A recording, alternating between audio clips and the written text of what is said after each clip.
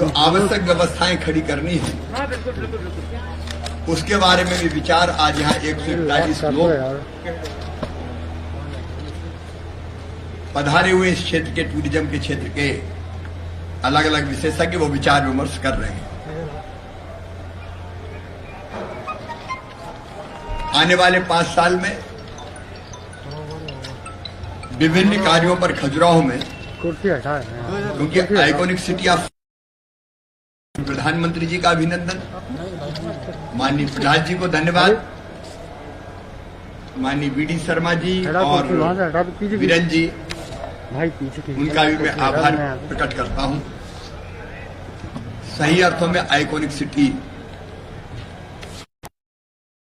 आवश्यक है, वो सारे प्रयास किए जाएंगे। एक आवश्यकता है बेहतर कनेक्टिविटी की, इसलिए एयर कनेक्टिविटी में भी आज हम लोग विचार कर रहे थे छोटे विमान और हेलीकॉप्टर की सेवाओं को भी कैसे खजुराहो में प्रारंभ किया जाए। प्राइवेट सेक्टर आए, लेकिन सरकार का भी जो सहयोग आवश्यक है वो भी देने का हम लोग प्रयास करेंगे। रेलवे की बेहतर कनेक्टिविटी के लिए भी आपने जो प्रयास किए हैं, सांसद जी ने भी इस क्षेत्र के जो प्रयास किए हैं उसके कारण उदयपुर खजुराहो एक्सप्रेस और अहमदाबाद से बरौनी एक्सप्रेस प्रारंभ हो गई है। लेकिन तेज गति की कोई ट्रेन चले, इसके भी प्रयास हमारे जारी रहेंगे। फिर वर्ष भर यहाँ मीटिंग्स और कॉन्फ्रेंसेज होती रहे, उससे भी रोजगार लोगों को मिलता है। उसके लिए कई संस्थाओं के साथ एमओयू किया गया है। और जो मैंने प्रारंभ में बताया, आइकॉनिक साइट खजुराहो परियोजना के निर्माण पर 1000 करोड़ रुपए से ज्यादा का निवेश होगा। खजुराहो के साथ साथ आसपास के जो हमारे बहुत प्रमुख स्थान हैं, हमारा पन्ना नेशनल पार्क इस बात का उदाहरण है कि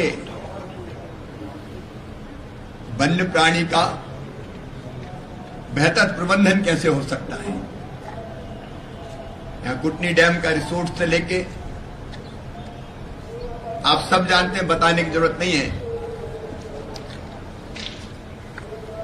अलग अलग सांस्कृतिक और पुरातत्व महत्व की, धार्मिक महत्व की संपदाएं बिखरी पड़ी है।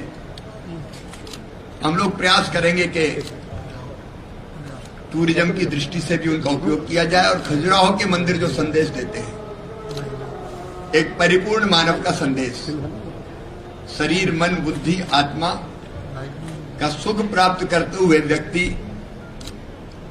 परिपूर्ण मानव बन सके, और उसमें योग भी है, अध्यात्म भी है।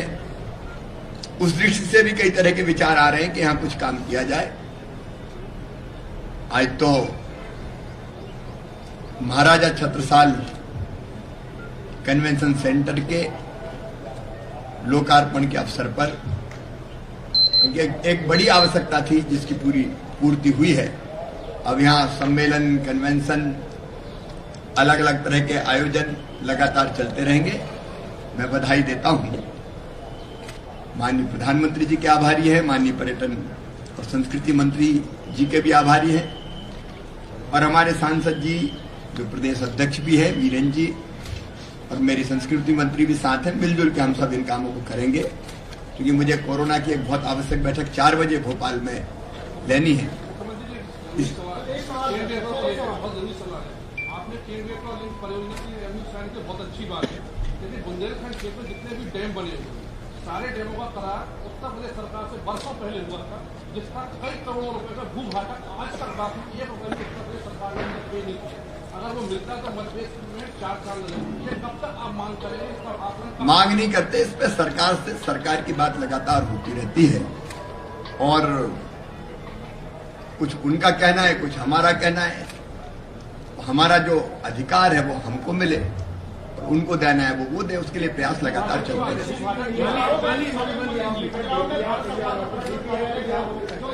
कर दिया गया। खजुराहो बंद क्या कर वो दिया। क्या वो कार्यालय खजुराहो के लिए देखिए, खजुराहो में पर्यटन के लिए जितनी आवश्यकताएं हैं वो सारी की सारी निर्मित की भी जा रही है और की जाएगी। मानिए ऐसा नहीं होगा तो नहीं जाएगा।